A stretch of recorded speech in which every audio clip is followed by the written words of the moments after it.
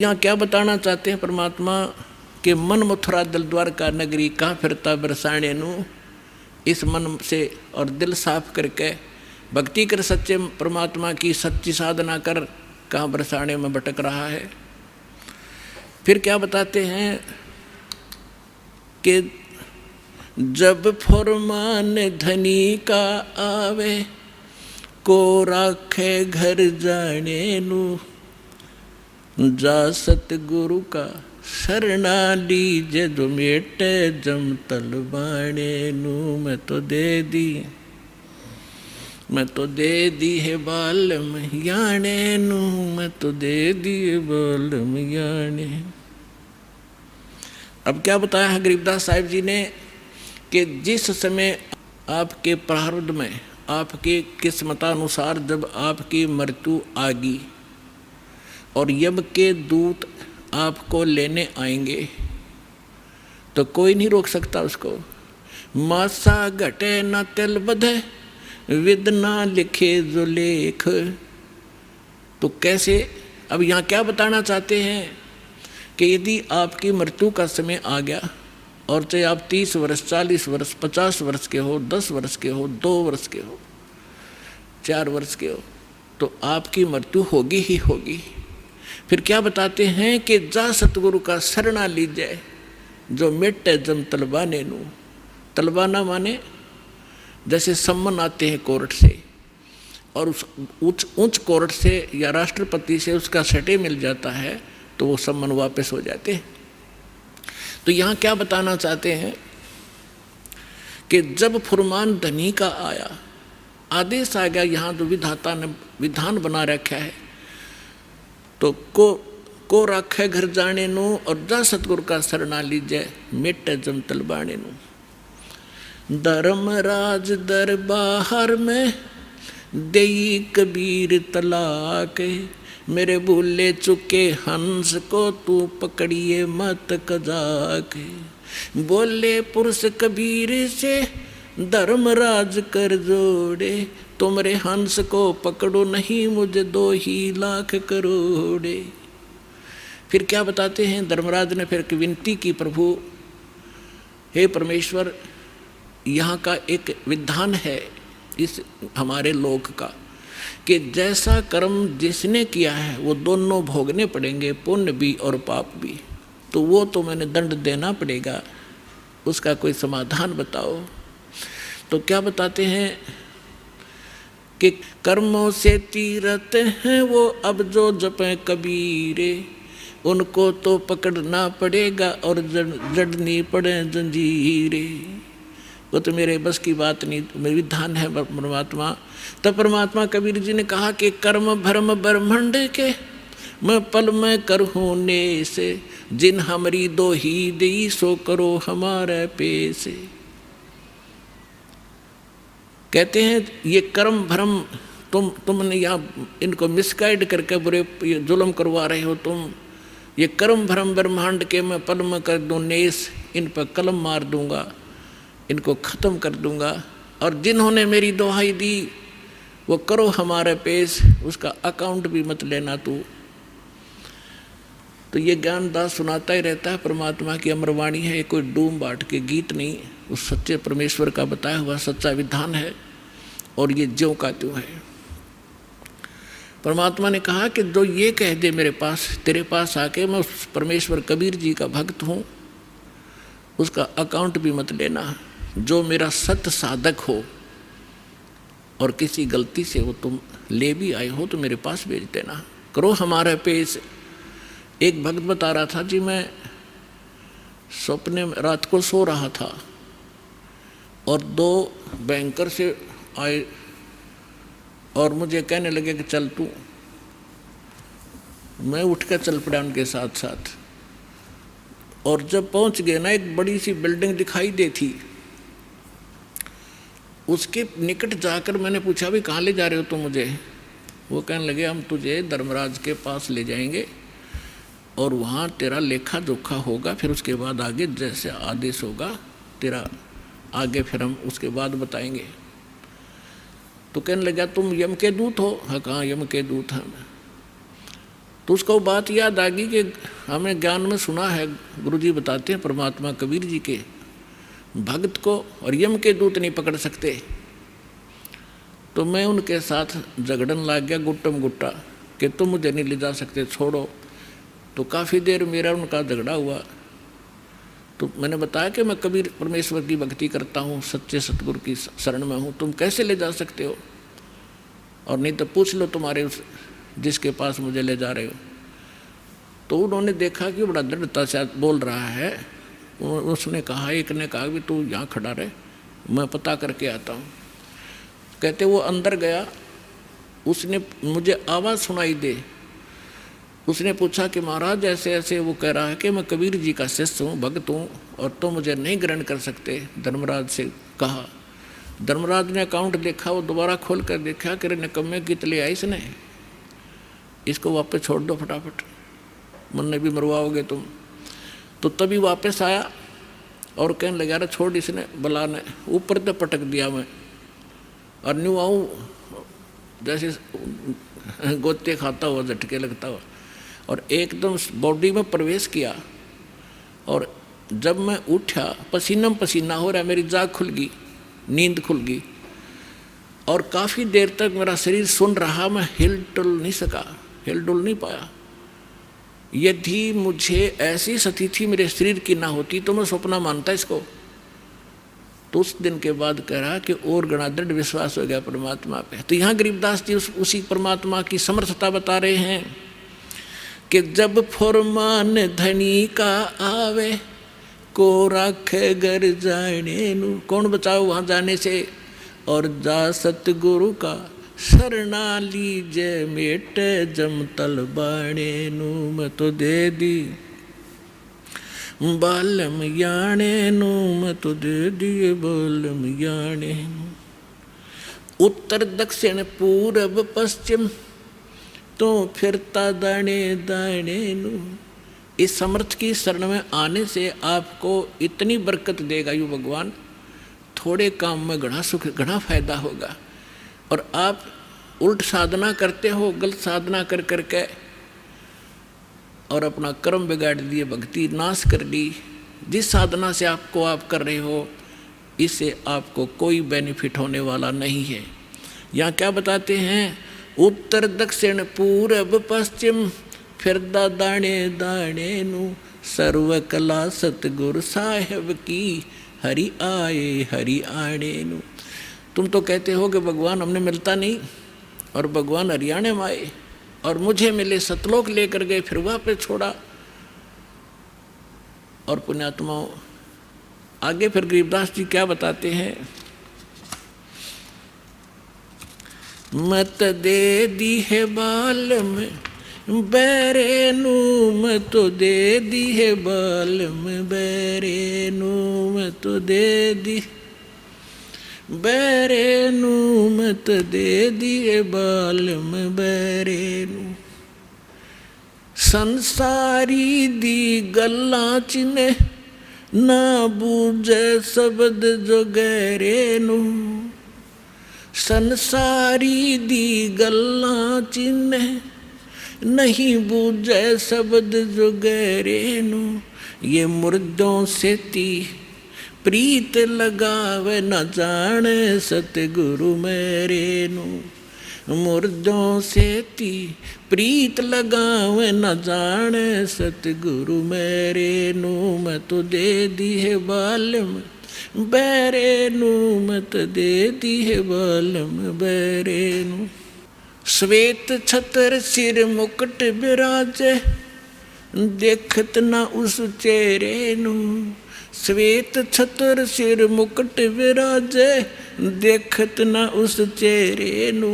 ऊंची थड़ियाँ खेती बोवे ये भूल गए निज डेरे नू, ऊंची थड़ियाँ खेती बोवे ये भूल गए निज डेरे नू, मैं तो दे दी बैरे नू, मैं तो दे दी है बालम बैरे नू, मैं तो दे दी बैरे नू, मैं तो दे दी है बालम बैरे। ये संसार समझदा नहीं कहंदा श्याम दोपहरे नू, ये संसार समझदा नाही। कहंदा श्याम दोपहरे नू, गरीबदास ये वक्त जात है, रोवोगे इस पैरे नू। गरीबदास ये वक्त जात है, रोवोगे इस पैरे नू।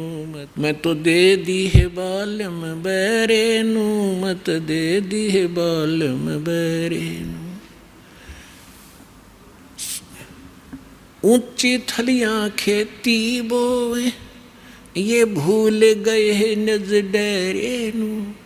ऊंची थलियां खेती बोए, ये भूल गए नज डेरे नू।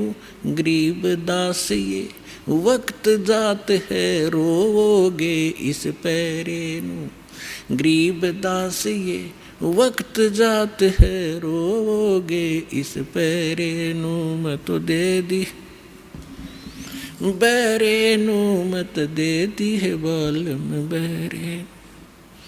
अब इसमें क्या बताना चाहा है परमात्मा के ज्ञान को गरीबदास साहिब जी ने,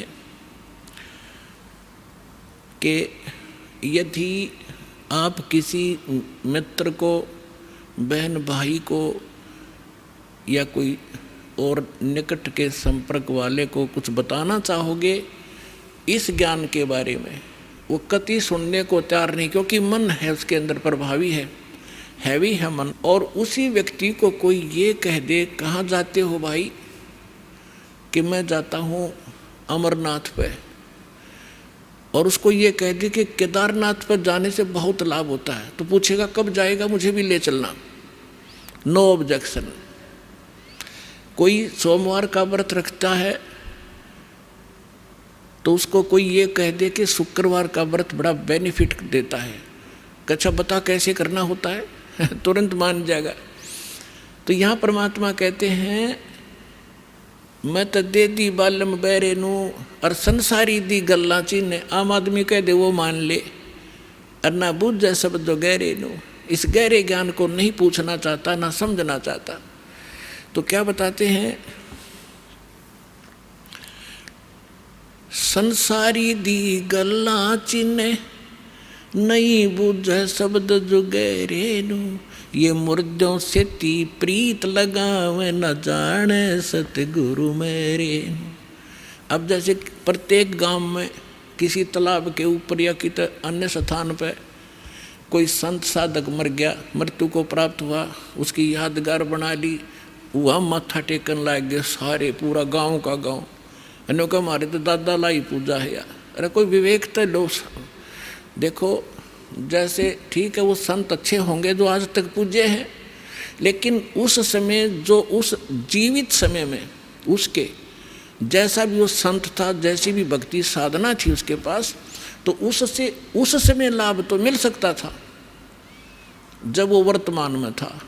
अब तो वैसे उसकी महिमा वैसे ठीक आदर करते रहो, लेकिन मोक्ष कति नहीं, लाभ नहीं मिलेगा। जैसे कोई डॉक्टर है, वैद्य है, और वो बहुत अच्छा वैद्य था और खूब अच्छी दवाई देता था, रोग नाश कर देता था, ठीक है। तो उस समय जो उसके संपर्क में आए तो उनका वो लाभ मिला।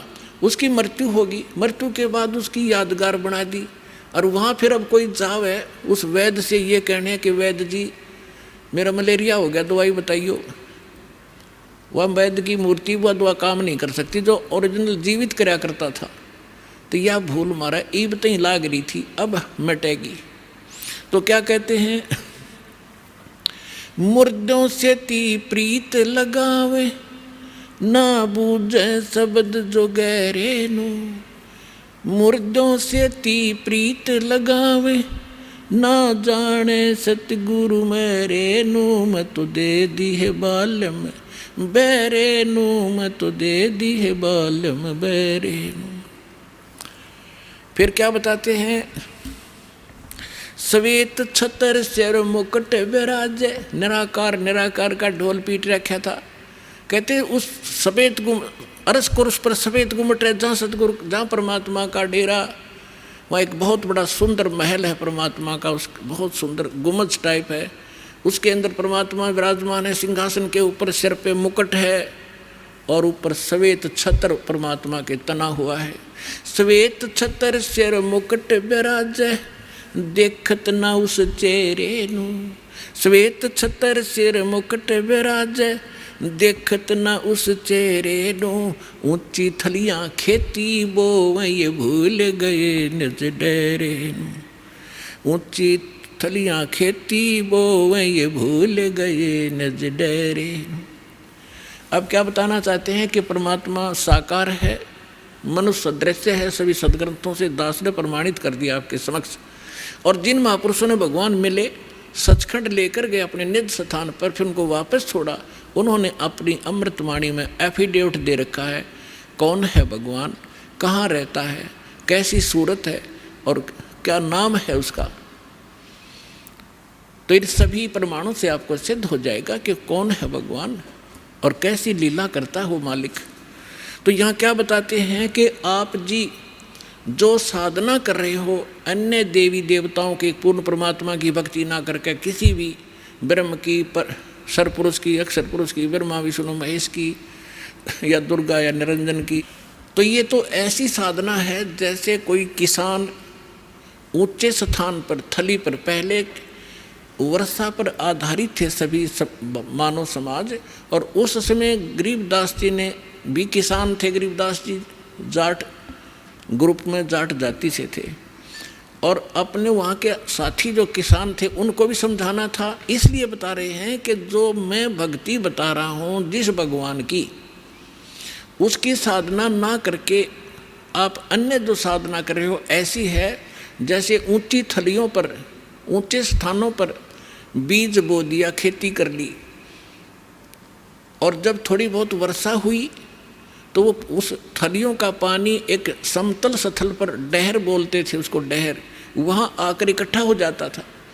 और उस स्थान को, डहर के अंदर पानी वर्षा भी और आसपास के ऊंचे क्षेत्र का उसी में आ जाता था।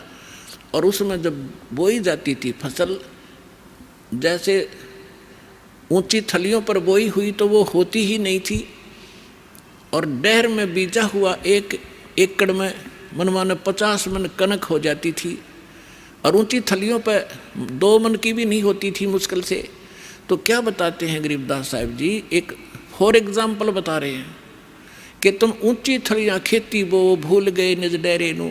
इस परम पिता परमात्मा सतपुरुष कबीर साहिब की भक्ति ना करके आप अन्य देवी देवताओं की भक्ति करके ऐसी लाभ उठा रहे हो जैसे ऊंची थली पर खेती करने वाले किसान को कोई लाभ नहीं होता। और जो डहर में बीज बोता है, प्रयत्न दोनों एक जैसा ही करते हैं, तो उस डहर वाली यानी उपजाऊ ज़मीन में और समतल ज़मीन में घना लाभ होता है। तो ये समझाना चाहते हैं कि जो साधना हम बताते हैं वो तो डहर समझो। अब फिर बताते हैं,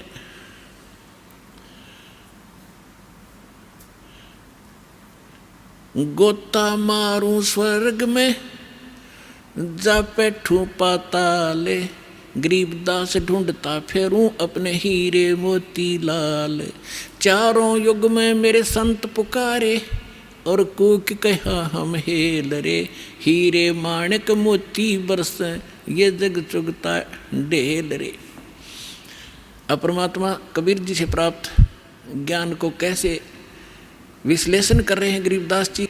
कबीर साहब बता रहे हैं कि चारों युगों में मैं आया, अच्छी आत्माओं को मिला, उनको तत्व ज्ञान और यथार्थ स्थान से परिचित करवाया, सतभक्ति से परिचित कराया, और ये चारों युग में संत पुकारे और कूक कहा हम हेल रे, हीरे माणिक मोती बरसे, ये जग चुगता ढेल रे। हम तत्व ज्ञान और यथार्थ साधना रूपी हीरे मोती लालों को बखेर रहे हैं, और आप जी इस ज्ञान से परिचित न होने के कारण इन लाल और हीरे मोतियों को ग्रहण ना करके कंकर पत्थर, आन उपासना रूपी कंकर पत्थर इकट्ठे कर रहे हो, जो तुम्हें बाद में कोई लाभ नहीं देगी। उसी को यहाँ प्रमाणित कर रहे हैं।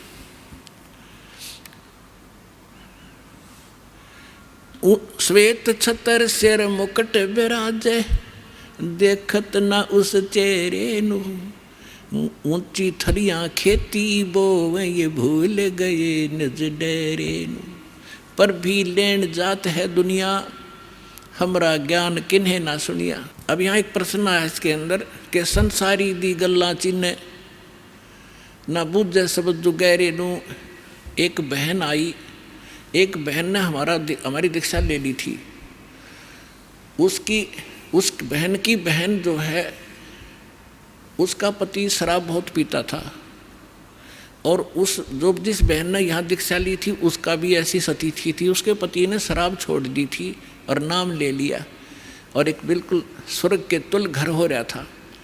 तो उसकी बहन का वहाँ आना हो गया, जो दीक्षा किसी और से ले रखी थी, किसी दूसरे पंथ से, और साथ में दूसरी साधना भी करती थी अपनी जो परंपरागत प्रचलित। उसका पति शराब पीता था, बहुत पीटता था, कभी गली में भी खड़ी कर देता है रात में शराब के नशे में। अब मैं बाहर खड़ी रहती हूँ, कुंडी लगा के भीतर पड़ कर सो जाता, सवेरे उतरे शराब जब खुल कुंडी ने, इतनी दुखी हूँ मैं। तो उस बहन ने कहा कि आप मेरे गुरुजी के पास चलो, वहाँ नाम ले लो और तेरा पति भी शराब छोड़ देगा। तो वह बहन अपनी बहन के साथ हमारे पास आ गई करोथा आश्रम में। जब थोड़ी सी संगत थी, हम ऐसे बाहर बैठे सारा बैठे रहते थे, सारे 10, 20, 50, 100 भक्त आते थे दिन में मुश्किल से 10, 20। तो मैंने पूछा बहन कहाँ से आई? तो उसने बता दिया मेरी सिस्टर है, और इसका पति बहुत शराब पीता है, और रोज़ पीता है, इसने बुरा हाल कर रखा है इसका, और नौकरी करता है, एक चवन्नी घर पर नहीं छोड़ता, सारी पी जाता है, बच्चे भी भूखे रहते हैं कई बार। तो मैंने कहा बहन फिर दीक्षा लेनी पड़ेगी आपने। भगवान फिर धीरे धीरे सद्बुद्धि देता है, परिवार के अंदर भगवान प्रवेश हो जाता है, और ये पितृभूत भी प्रवेश करके वहाँ उत्पात मचाते रहते हैं, फिर वो भाग जाते हैं, सद्बुद्धि आती है। तो मैंने पूछा आप क्या साधना करते हो? उसने बता दी मैं ऐसे ऐसे धन धन सतगुरु अणा का नाम ले लिया, गुरु जी का ले रही हूँ 4-5 वर्ष से। तो हमने कहा बहन देखो चलो ठीक है, वहाँ जो तुमने नाम लिया, लेकिन अब यहाँ भक्ति, यहाँ नाम लोगे तो सब पिछली पूजा छोड़नी पड़ेंगी, ना बीड़ी पीनी, ना शराब, ना पीने के लिए सहयोग देना किसी को, और ना कोई व्रत रखना। मैं कहने लगा बहन बीड़ी क्यों पीती है तू? न बोली जी बीड़ी मैं पहले ना पिया करती, नाम लेने के बाद पीने लग गई। मगा कमाल की बात है, दीक्षा लेने पीछे पाछे छोड़ा करें कि बुराई ग्रहण थोड़ी करते हैं। तो उसने क्या बताया जी, जिस सत्संग में हमारे गांव में होता था सत्संग, हम वहाँ जाती थी तो वो सभी को बीड़ी वितरित करती थी प्रसाद के रूप में, एक प्लेट में डाल के, और साथ में एक माचिस और सींक रख देती थी, और न्यू क्या करती पीले पीले प्रसाद है होता है। मैं ना पिया करती पहले, पर उन्हें शिकायत दी, पीने लगी, यह बीमारी और ला ली मैंने, तो इसको तो मैं छोड़ दूंगी। फिर उसने बताया कि मैं व्रत रखती हूँ। मैं कौन सा व्रत रखती है? कि शुक्रवार का। मैं बोला बेबी बहन ये सभी जो व्रत त्यागने पड़ेंगे जो भक्ति करना चाहती है। ने बोले जी व्रत ना छोड़ूँ मैं। उसकी बहन कहने लगी जब तक तू कह रही थी मैं सारी बात मान लूँगी, अब तो व्रत पड़ेगी। मैंने उसे पूछा बहन इस शुक्रवार का व्रत क्यों रखती है तू, किस लिए? तो वो कहने लगी कि मैंने कथा, क्या क्रिया होती है इसमें, क्या लाभ है इससे? वह कथा सुनाती है कि एक का पति विदेश चला गया था कोई काम धंधे के लिए, ऐसी कथा है। संतोषी माता के व्रत, शुक्रवार के व्रत से क्या लाभ है वो बताने लगी। और फिर उसकी काफ़ी वर्ष हो गए थे, उसके पति ने दूर चला गया, उसका भूल पड़ गई, घर नहीं आया।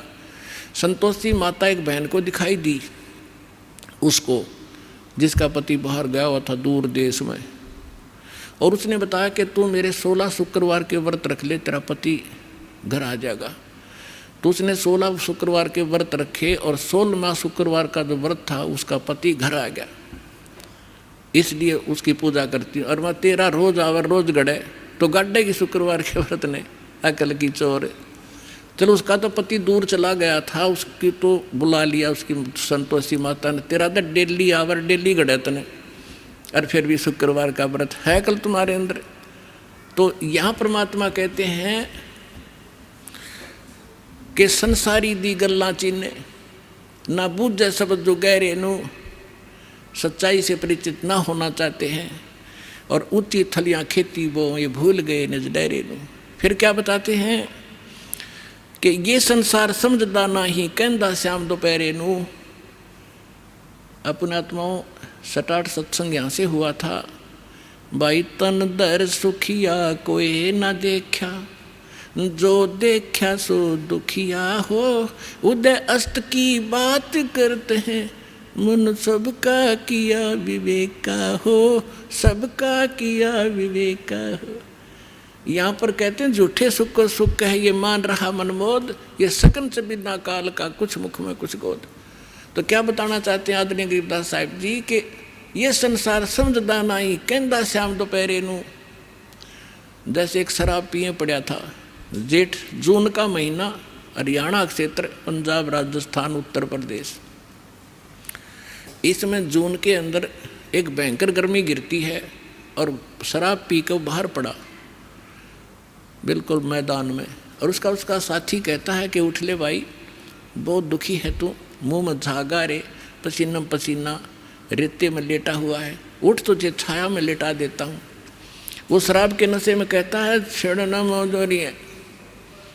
वहाँ धूप में पड़ा है, रेत के अंदर पड़ा है, पसीना पसीना है, और उसको कहता छोड़ दे मौजूरी है।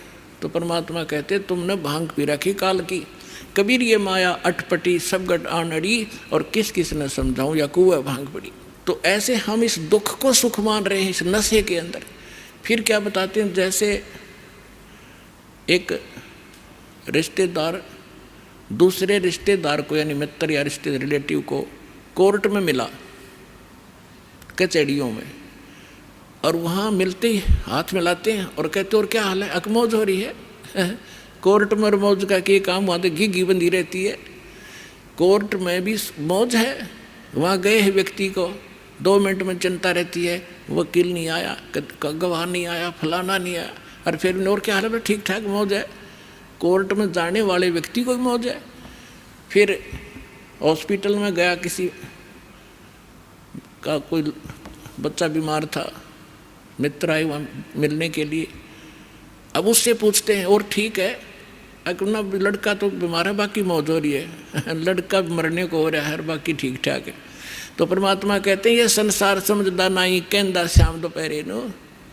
जैसे जेठ का महीना और दोपहर के समय को, और कोई ये कहे कि ठंड सी लग रही है, तो उसने शाम देखी नहीं है। तो शाम के समय जो शीतलता होती है, तो दोपहर के समय वो धूप में जला हुआ भी ये कह रहा है कि कहंदा श्याम दोपहरे नू, यानी इस दुख को तुम सुख मान रहे हो। झूठे सुख को सुख कहे ये मान रहा मन मोद, ये सकल चबीना काल का कुछ मुख में कुछ गोदे। फिर क्या बताते हैं परमात्मा, भाई सुरपति दुखिया भूपति दुखिया, रंग दुखी बपरीती हो। कहे कबीर और सब दुखिया, एक संत सुखी मन जीती हो, संत सुखी मन जीती हो। सुरपति देवताओं का राजा इंद्र भी दुखिया, और पूरी पृथ्वी का राजा भी दुखिया, और रंक तो स्वाभाविक दुखी, जो गरीब है वो तो दुखी है ही है। तो परमात्मा ने बताया है, कहे कबीर और सब दुखिया, एक संत सुखी मन जीती हो। यानी परमात्मा की शरण में जो प्राणी आ जाएगा, पूरे सतगुरु की शरण में आने से, उस सच्चे परमात्मा की भक्ति करने से, उसको एक तो ज्ञान ऐसा प्राप्त हो जाता है कि वो संसारिक इन आडंबरों से दूर हो जाता है।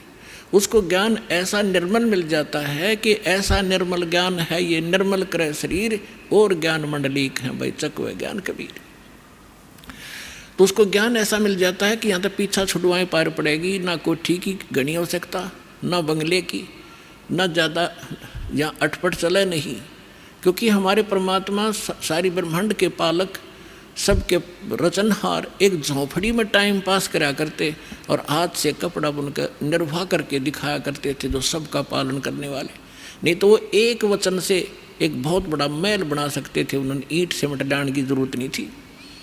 वो हमें ये बताना चाहते थे, इस गंदे लोक से निकलना चाहते हो तो यहाँ की बकवाद छोड़नी पड़ेगी, केवल यहाँ से जन्म और मृत्यु का छुटकारा चाहिए आपको, तो ये भक्ति कर लीजिए।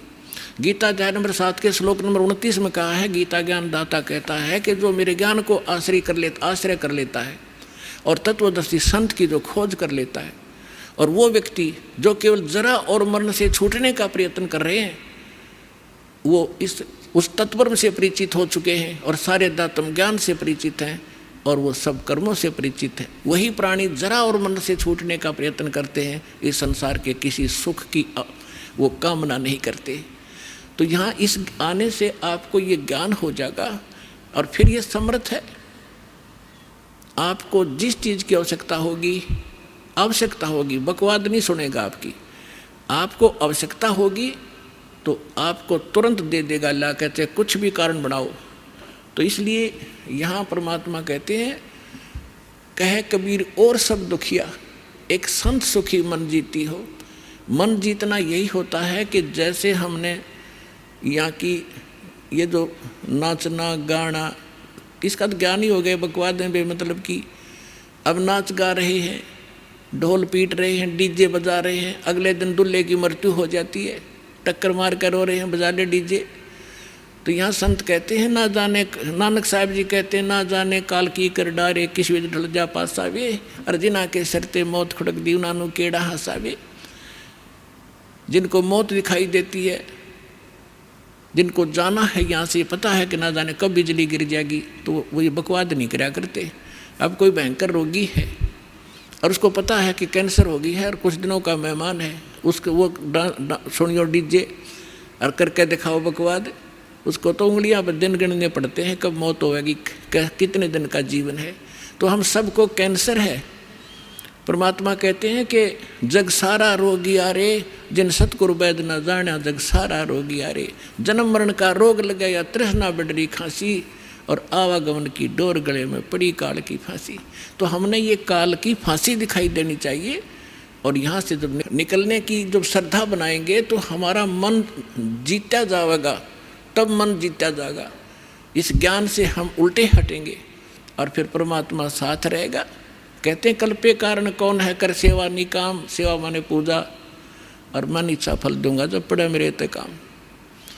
तो इस प्रकार इस सत साधना करने से आपका भी मोक्ष, आपके बच्चों का भी मोक्ष।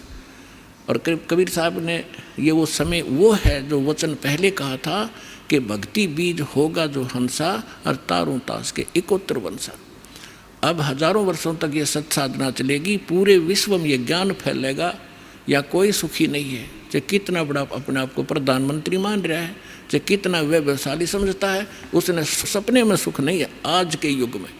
तो इस ज्ञान से, इस भक्ति से आपकी आवश्यकता भी पूरी होगी और मन भाग जाएगा, आत्मा दृढ़ होगी, आपका मोक्ष होगा, सतलोक चले जाओगे, सदा सुखी हो जाओगे और रहना मर्यादा के अंदर।